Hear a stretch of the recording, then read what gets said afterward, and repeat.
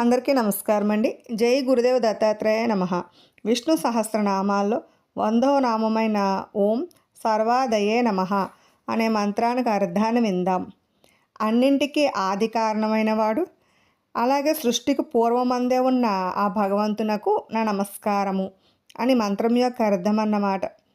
కోరిన ఫలములన్నింటికీ మూల కారణమైన ఫలమునిచ్చువాడు, ధర్మార్థ కామములను లౌకికములైన ఫలములకు, అలాగే పరమ పురుషార్థమైన మోక్షమునకు కూడా కారణమైనటి వాడైన భగవంతునకు నా నమస్కారము.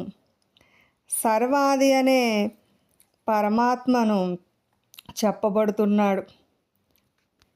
సకల ఫలప్రదోహి విష్ణు అనగా అన్ని విధములైన ఫలములకును ఇయ్యగలవాడైన ఆ పరమాత్మ అని మంత్రం యొక్క భావం అన్నమాట.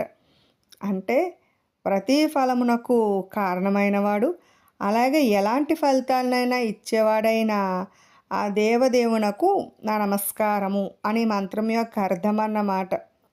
సృష్టికి పూర్వమందు ఉన్నవాడు కనుకనే సృష్టి ఆరంభం కావాలన్నా ఆయనే ఆది కారణమైన వాడు, అంటే మూల కారణమైన వాడైన ఆ భగవంతునకు నా నమస్కారము అని మంత్రం యొక్క భావం అన్నమాట.